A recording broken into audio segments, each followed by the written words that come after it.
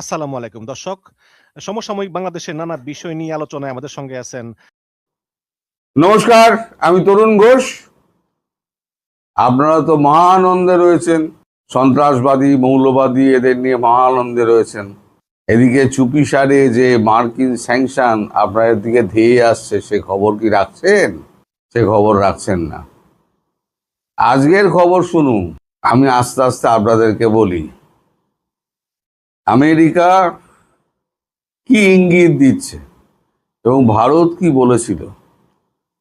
ভারত শুরু থেকেই একটা কথা বলেছিল, আমি বারবার আপনাদেরকে বলেছিলাম যে আপনারা এই সমস্যার সৃষ্টি করেছেন, আপনারাই এর উদ্ধার করবেন, আর নইলে পরে আমাদের উপর ছেড়ে দিন, আমরা আমাদের মতো কাজ করে নেব। এই আমি বলেছিলাম যতদিন না পর্যন্ত এই সমস্যার সমাধান হবে ততদিন বাণিজ্য চুক্তি হবে না। এবার বাণিজ্য চুক্তি সম্পর্কে মার্কো রুবিও, সার্জিও গোর কি বলছেন শুনুন। আমাদের এখানে হিন্দুস্তান টাইমস লিখেছে, যুক্তরাষ্ট্র ভারত বাণিজ্য চুক্তি প্রায় চূড়ান্ত, অক্টোবরে ভারত সফরে যাচ্ছেন মার্কো রুবিও, সার্জিও গোর বলছেন। টাইমস অফ ইন্ডিয়াটা দেখে নিতে পারেন। বিশ্বমঞ্চ নির্ধারণ করবে ভারত মার্কিন সম্পর্ক, আসছে বাণিজ্য চুক্তি, সার্জিও গোর। কবে লিখছে? 23 তারিখে, আজকে। নয়াদিল্লি, প্রধানমন্ত্রী নরেন্দ্র মোদী এবং রাষ্ট্রপতি ডোনাল্ড ট্রাম্পের মধ্যে বিশ্বাস ও বন্ধুত্বের ওপর ভারত মার্কিন সম্পর্ক প্রতিষ্ঠিত, বলেছেন ভারতের নিযুক্ত মার্কিন রাষ্ট্রদূত সার্জিও গোর। ক্রমবর্ধমান বাণিজ্য পরিসংখ্যানের দিকে ইঙ্গিত করে রাষ্ট্রদূত আরো বলেন যে আলোচনাধীন দ্বিপাক্ষিক বাণিজ্য চুক্তিটি এগিয়ে চলেছে। কেন আটকে ছিল সেটাও উনি বলেছেন এখানে। সংখ্যা কখনো মিথ্যা বলে না, আমাদের সম্পর্কে গতিপথের দিকে তাকালে শুধু সংখ্যাগুলোই দেখুন। যেমন 15 বছর আগে আমাদের দ্বিপাক্ষিক বাণিজ্য ছিল $20 বিলিয়ন, আজ তা $240 বিলিয়ন।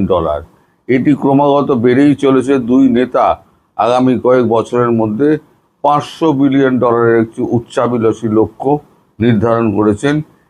ইটি ওয়ার্ল্ড লিডার্স ফোরামে ভাষণ দিতে গিয়ে গোর বলেন, আসলে আমার এখানে আসার 1 মাসের মধ্যেই এক পর্যায়ে আমরা ঘোষণা করেছিলাম আমাদের একটি চুক্তি হয়েছে। সুপ্রিম কোর্ট সেই চুক্তির বড় একটা অংশ বাতিল করে দেয়, তাই আমরা সেই চুক্তির কিছু অংশ নতুন করে সাজাচ্ছি। কিন্তু বাণিজ্য চুক্তি নীতিগতভাবে প্রায় সব কিছুই সম্পন্ন হয়েছে। এর অনেক কিছুই এখনো আইনি এবং পরিভাষার মধ্যে রয়েছে, যা সমাধান করার প্রয়োজন। তাই আশাবাদী আমরা এটি সম্পন্ন করতে পারবো, তিনি বলেছেন। তার মানে অক্টোবরের মধ্যে, যখন মার্কো রুবিও আসছে, অক্টোবরের মধ্যে এই চুক্তি স্বাক্ষরিত হয়ে যাবে। এখন চুক্তি মোটামুটি হয়ে গেছিল, যেহেতু মার্কিন সুপ্রিম কোর্ট ওই ট্যারিফের ওপরেতে একটা ইনজাংশন দিয়ে দিয়েছে, তার জন্য যে ট্যারিফ চাপিয়ে যে চুক্তিটা করা হয়েছিল সেই চুক্তিটা পরিমার্জন এবং সংশোধন হচ্ছে। আমাদের সিল কিন্তু পড়েনি, ওদের সিল কিন্তু পড়ে গেছিল আগের চুক্তিটায়। তো এখন বর্তমান পরিস্থিতিতে নতুন চুক্তিতে এবার সই হবে অক্টোবরে। তার আগে বাংলাদেশ সম্পর্কে একটা ইতিবাচক ভূমিকা নিতে হবে বাংলাদেশ বা আমেরিকাকে। সেটাই ছিল এই চুক্তির আর একটা চুক্তি। মানে এই চুক্তি যদি সম্পন্ন হয় তাহলে ওই চুক্তিটা সম্পন্ন হয়, বাণিজ্য চুক্তি সম্পন্ন হবে। তার মানে বাণিজ্য চুক্তি যখন হতে যাচ্ছে তখন ধরেই নেওয়া যেতে পারে যে আমাদের ওই শর্ত, আমাদের দেওয়ার শর্ত, চুক্তি বলবো না, আমাদের দেওয়ার শর্ত যেটা, সেই শর্তটা আমেরিকা মেনে নিয়েছে। এবং কথাবার্তা যেদিকে যাচ্ছে তাতে বোঝা যাচ্ছে যে আমেরিকা খুব সদর্থক ভূমিকা পালন করবে। আমেরিকা নিজেই বোঝেনি যে এত বড় সর্বনাশ তারা করে ফেলেছে। ভারতের বুকে, দক্ষিণ এশিয়ার বুকে কোনো রকম সন্ত্রাসবাদী রাষ্ট্র ছিল না। এখানে সন্ত্রাসবাদী একটা রাষ্ট্র তৈরি করে ফেলেছে বাইডেন প্রশাসন। তার প্রশাসনের আন্ডারেই ডোনাল্ড লু, তিনি এই আমাদের শেখ হাসিনাকে উৎখাত করেছিলেন। ডোনাল্ডো এর এখন কোনো পাত্তা পাওয়া যাচ্ছে না, তিনি এখন পুরো গ্যারেজ। এখন পিটার হাস এদিক ওদিক ঘুরে বেড়াচ্ছে, একটা কোম্পানিতে এক্সেলেটার না কি একটা কোম্পানিতে সে ডিরেক্টর হয়েছে, তাকেও আচ্ছা মতো নাকি গুছিয়ে দেওয়া হয়েছে এবং তার চাকরিটি গেছে। তার চাকরিটি যাওয়ার পর, এই ঘটনার পর, আপনারা এবার মূল কথাটা শুনুন, এই ঘটনার পর ট্রাম্প প্রশাসন এসে, নতুন ক্ষমতায় এসে প্রথম চাকরিটি খায় হচ্ছে গিয়ে এই পিটার হাস আর ওই এর কথা যেটা বললাম, দেখুন ভুলে গেলাম, এইমাত্র বললাম ভুলে গেলাম, যেটি আসল লোক। তো এদের দুজনের চাকরিটি গেছে। এখন এরা কিন্তু আমলা, এদের চাকরি কিন্তু সহসা যায় না। কোনো রকম ভাবে সরকারি নিষেধাজ্ঞার মধ্যে যদি পড়ে যায় তাহলে আমেরিকায় চাকরি চলে যাবে। এরা সরকারি নিষেধাজ্ঞার মধ্যে পড়ে গেছিল। ডোনাল্ড লু আর একজন যার চাকরি গেছে, ডোনাল্ড লু, নাম মনে পড়ছিল না, বয়স হয়েছে তো সব মাঝে মাঝে ভুলে যাই। এখন আপনারা তো ভারত বিরোধিতা, আপনারা ধেই ধেই করে নাচছেন, আরো ধেই ধেই করে নাচুন। এবার আসছে স্যাংশন আসা মানে আপনাদের সব কিছু একদম খাদ্য পানীয় সব বন্ধ।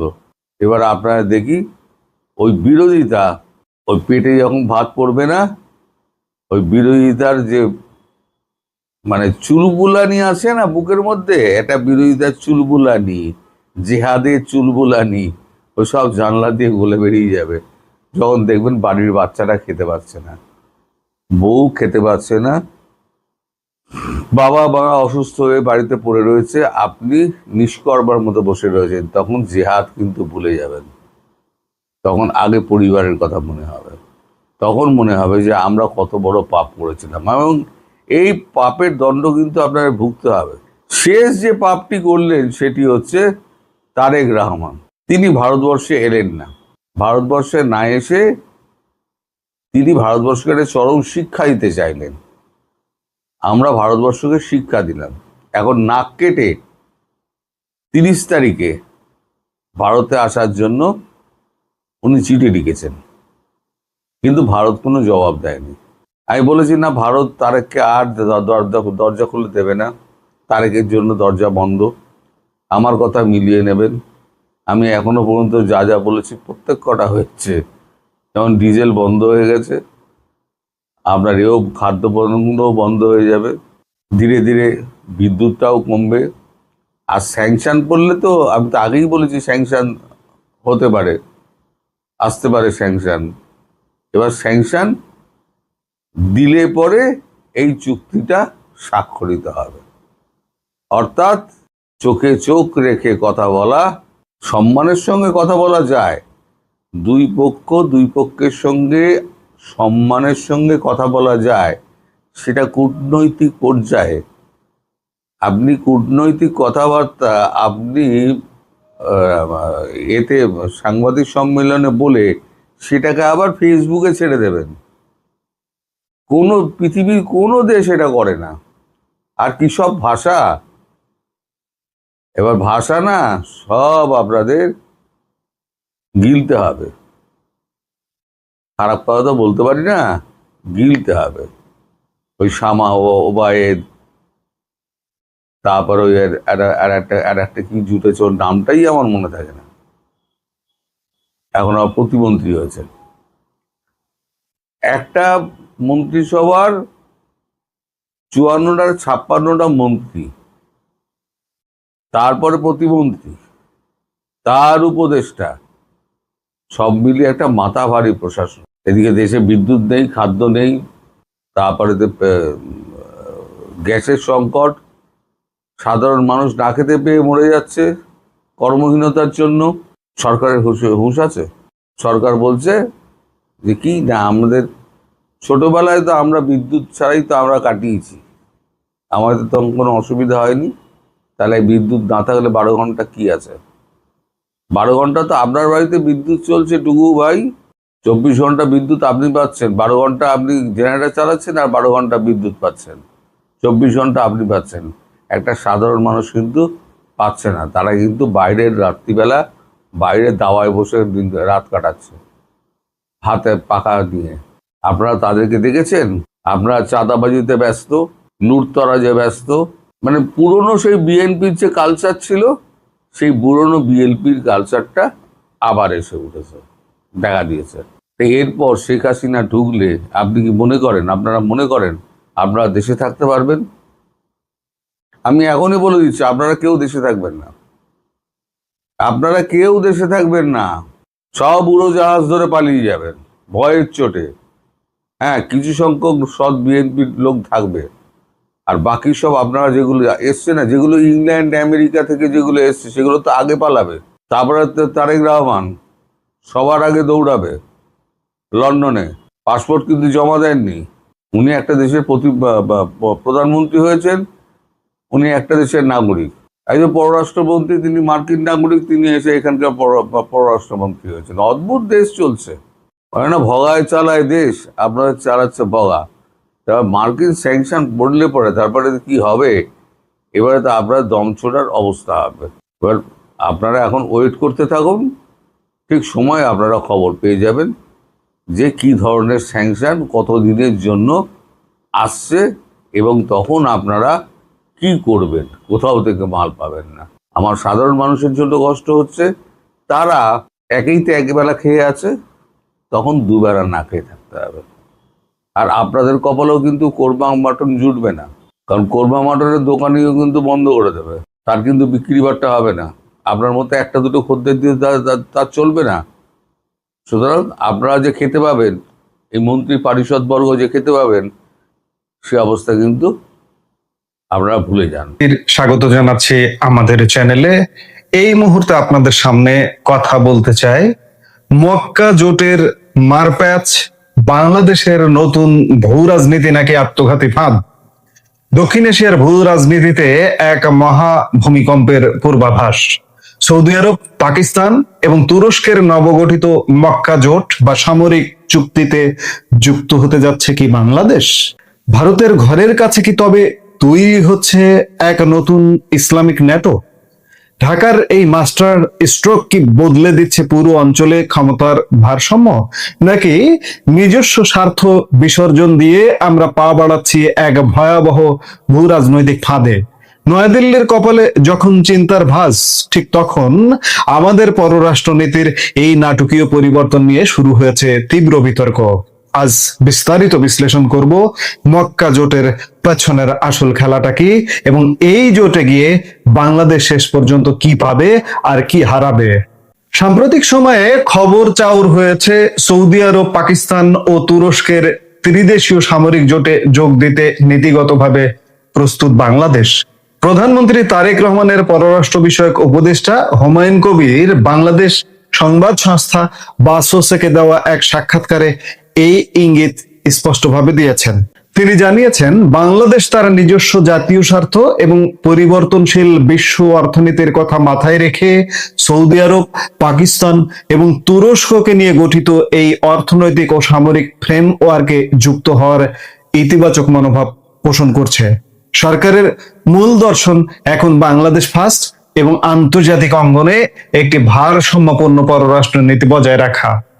এই খবর ছড়িয়ে পড়তেই ভারতের পররাষ্ট্র মন্ত্রণালয়ে শুরু হয়েছে তোড়জোড়।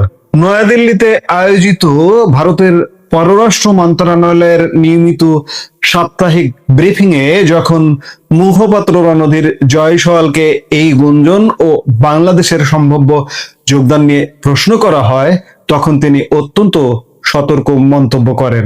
গতকাল ভারতের পররাষ্ট্র মন্ত্রণালয়ের নিয়মিত সাপ্তাহিক ব্রিফিং এ রণধীর জয়সওয়াল এই বিষয়টি নিয়ে বেশ সতর্কতার সাথে মন্তব্য করেছেন। তিনি পরিষ্কার করে জানিয়ে দেন, আমরা পশ্চিম এশিয়ার পরিস্থিতি খুব নিবিড়ভাবে পর্যবেক্ষণ করছি, তবে এই মুহূর্তে এই বিষয়ে আমার নতুন আর কিছু বলার নেই।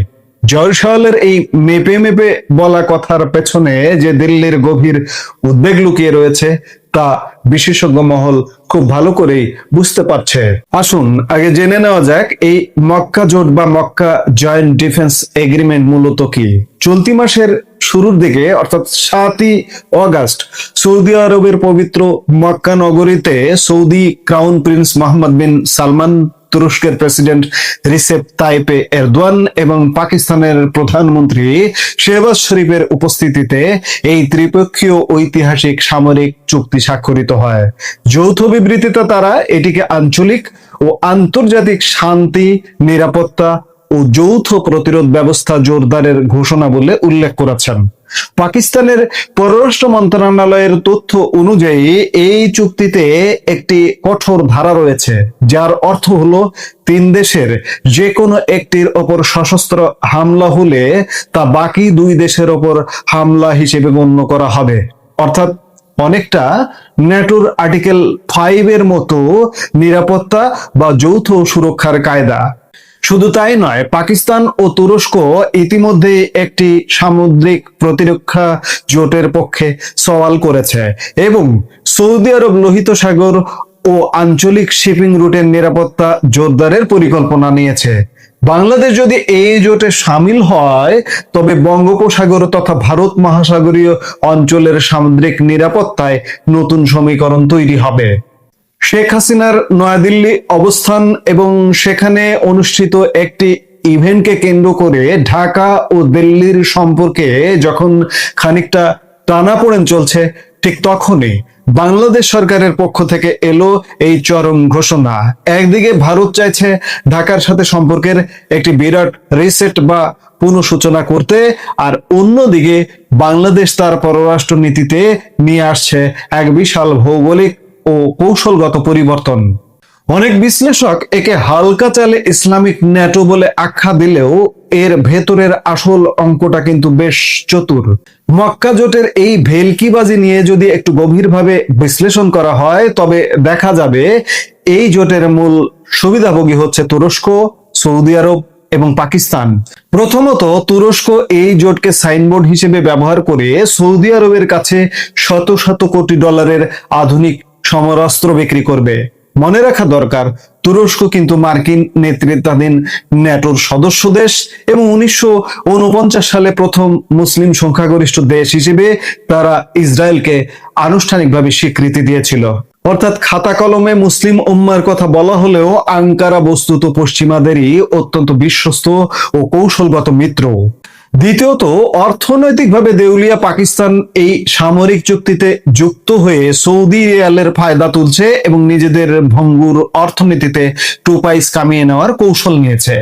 পাকিস্তান সবসময় চেয়েছে বাংলাদেশের মাটিতে নিজেদের একটু শক্ত অবস্থান তৈরি করতে, যাতে ভারতের ওপর মানসিক ও ভৌগোলিক চাপ বজায় রাখা যায়। এমনকি ইসলামাবাদ ইতোমধ্যে ইসরায়েলকে স্বীকৃতি দেওয়ার মনস্তাত্ত্বিক প্রস্তুতি নিয়ে রেখেছে। এখন প্রশ্ন হলো, এই চতুর খেলায় বাংলাদেশ ঠিক কি পাচ্ছে? বাংলাদেশের উগ্র সাম্প্রদায়িক গোষ্ঠী যখন এই খবর শুনে চরম পুলকিত এবং ভাবছে এর মাধ্যমে ভারতকে দারুণ এক কূটনৈতিক বার্তা দেওয়া গেল, তখন আসল বাস্তবতা কিন্তু বেশ কঠোর ও নির্মম।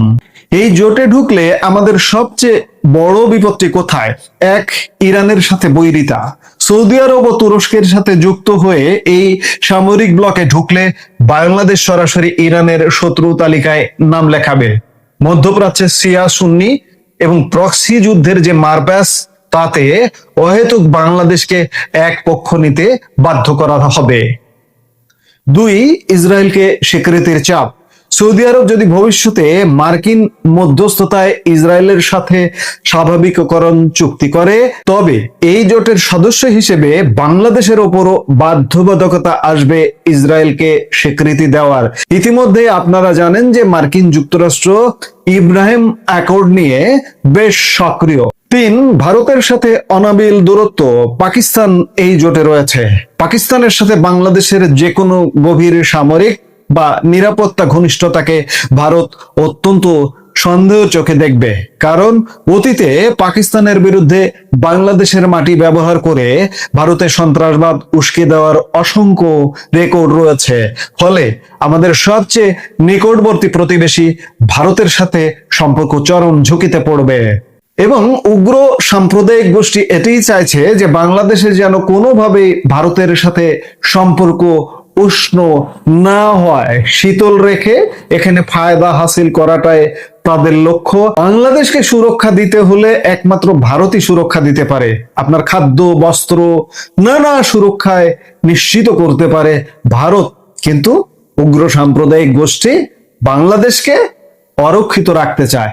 কিছু সমালোচকের মতে আমাদের দিগ্ভ্রান্ত পররাষ্ট্রনীতির কারণে আমরা এখন নিজস্ব স্বাধীন অবস্থান হারিয়ে ফেলছি। আমেরিকা বা পশ্চিমা ব্লকের শর্তহীন অনুগত বা কোনো আঞ্চলিক ব্লকের খেলায় ঘুঁটি হয়ে পড়ার ফলে বিশ্বমঞ্চে আমাদের চেয়ে চেয়ে দেখা ছাড়া আর কিছুই করার থাকছে না। বাংলাদেশ সরকারের পক্ষ থেকে বলা হচ্ছে বাংলাদেশ ফার্স্ট নীতিতে দাঁড়িয়ে বাণিজ্য, বিনিয়োগ এবং কৌশলগত দিক বিবেচনায় রেখেই এই কূটনৈতিক পদক্ষেপ। শীঘ্রই সরকারের শীর্ষ পর্যায়ের সৌদি আরব সফরের কথা রয়েছে, যেখানে হয়তো বিষয়গুলো আরো স্পষ্ট হবে। তবে আবেগের বশে কোনো সামরিক বা কূটনৈতিক জোটে নাম লেখানোর আগে বাংলাদেশকে শতবার ভাবতে হবে। সাময়িক ভূ রাজনৈতিক চমক দেখাতে গিয়ে আমাদের দীর্ঘমেয়াদী অর্থনীতি, ভৌগোলিক নিরাপত্তা এবং নিরপেক্ষ পররাষ্ট্রনীতিকে বলির পাঠা বানাচ্ছি না তো? সেটিও আমাদের ভাববার বিষয়।